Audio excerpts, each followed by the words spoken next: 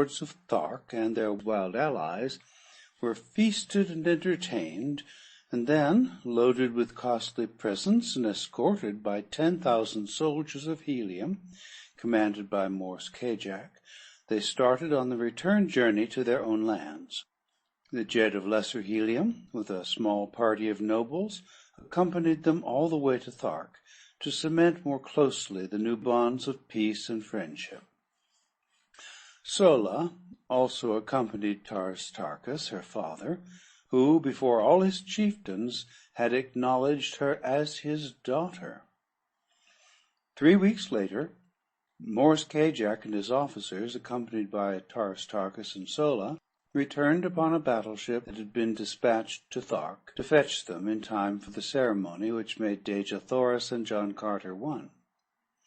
For 9 years I served in the councils and fought in the armies of Helium as a prince of the house of Tardos Mors. The people seemed never to tire of heaping honors upon me, and no day passed that did not bring some new proof of their love for my princess, the incomparable Dejah Thoris. In a golden incubator upon the roof of our palace lay a snow-white egg. For nearly 5 years, 10 soldiers of the Jedak's guard had constantly stood over it, and not a day passed, when I was in the city, that Dejah Thoris and I did not stand hand in hand before our little shrine, planning for the future, when the delicate shell should break. Vivid in my memory is the picture of the last night, as we sat there talking in low tones of the strange romance which had woven our lives together, and of this wonder which was coming to augment our happiness and fulfill our hopes. In the distance we saw the bright white light of an approaching airship, but we attached no special significance to so common a sight. Like a bolt of lightning it raced toward Helium, until its very speed bespoke the unusual. Flashing the signals which proclaimed it a dispatch-bearer for the Jedak, it circled impatiently, awaiting the tardy patrol boat which must convoy it to the palace docks. 10 minutes after it touched at the palace, a message called me to the council chamber, which I found filling with the members of that body. On the raised platform of the throne was Tardos Mors, pacing back and forth with tense, drawn face. When all were in their seats, he turned toward us. "This morning," he said, "word reached the several governments of Barsoom that the keeper of the atmosphere plant had made no wireless report for 2 days, nor had almost ceaseless calls upon him from a score of capitals elicited a sign of response. The ambassadors of the other nations asked us to take the matter in hand and hasten the assistant keeper to the plant. All day 1,000 cruisers have been searching for him until just now one of them returns bearing his dead body, which was found in the pits beneath his house, horribly mutilated by some assassin. I do not need to tell you what this means to Barsoom. It would take months to penetrate those mighty walls. In fact, the work has already commenced, and there would be little to fear were the engine of the pumping plant to run as it should, and as they all have, for hundreds of years. But the worst, we fear, has happened. The instruments show a rapidly decreasing air pressure on all parts of Barsoom. The engine has stopped. My gentlemen," he concluded, "we have at best 3 days to live." There was absolute silence for several minutes, and then a young noble arose and, with his drawn sword held high above his head, addressed Tardos Mors. "The men of Helium have prided themselves that they have ever shown Barsoom how a nation of red men should live. Now is our opportunity to show them how they should die. Let us go about our duties as though 1,000 useful years still lay before us." The chamber rang with applause, and as there was nothing better to do than to allay the fears of the people by our example, we went our ways with smiles upon our faces and sorrow gnawing at our hearts. When I returned to my palace, I found that the rumor already had reached Dejothoris, so I told her all that I had heard. "We have been very happy, John Carter," she said, "and I thank whatever fate overtakes us that it permits us to die together." The next 2 days brought no noticeable change in the supply of air, but on the morning of the 3rd day breathing became difficult at the higher altitudes of the rooftops. The avenues and plazas of Helium were filled with people. All business had ceased. For the most part, the people looked bravely into the face of their unalterable doom. Here and there, however, men and women gave way to quiet grief. Toward the middle of the day, many of the weaker commenced to succumb, and within an hour the people of Barsoom were sinking by thousands into the unconsciousness which precedes death by asphyxiation. Dejothoris and I, with the other members of the royal family, had collected in a sunken garden within an inner courtyard of the palace. We conversed in low tones, when we conversed at all, as the awe of the grim shadow of death crept over us. Even Wula seemed to feel the weight of the impending calamity, for he pressed close to Dejothoris and to me, whining pitifully. The little incubator had been brought from the roof of our palace at request of Dejothoris, and she sat gazing longingly upon the unknown little life that now she would never know.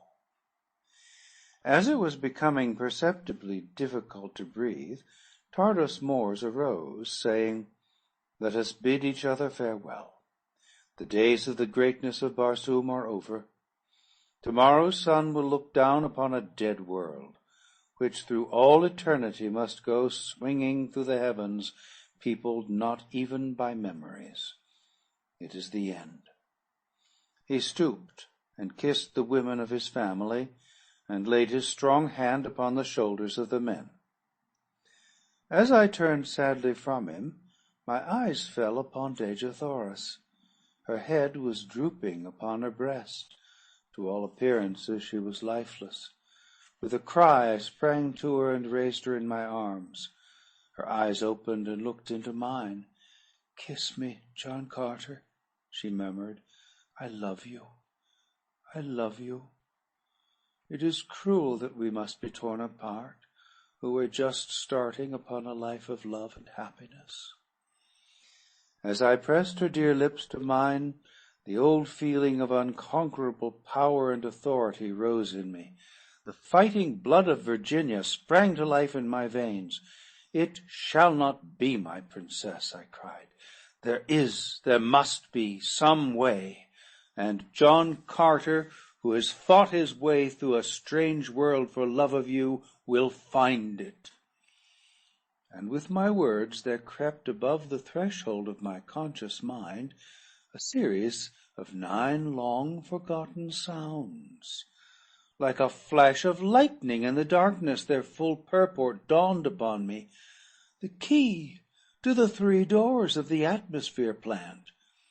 Turning suddenly toward Tardos Mors, as I still clasped my dying love to my breast, I cried, "A flyer, Jeddak! Quick! Order your swiftest flyer to the palace top. I can save Barsoom yet." He did not wait to question, but in an instant a guard was racing to the nearest dock, and though the air was thin and almost gone at the rooftop, they managed to launch the fastest one-man air scout machine that the skill of Barsoom had ever produced. Kissing Dejothoris a dozen times, and commanding Wula, who would have followed me, to remain and guard her, I bounded with my old agility and strength to the high ramparts of the palace, and in another moment I was headed toward the goal of the hopes of all Barsoom. I had to fly low to get sufficient air to breathe, but I took a straight course across an old sea bottom, and so had to rise only a few feet above the ground. I traveled with awful velocity, for my errand was a race against time with death. The face of Dejathoris hung always before me. As I turned for a last look, as I left the palace garden, I had seen her stagger and sink upon the ground beside the little incubator. That she had dropped into the last coma which would end in death, if the air supply remained unreplenished, I well knew.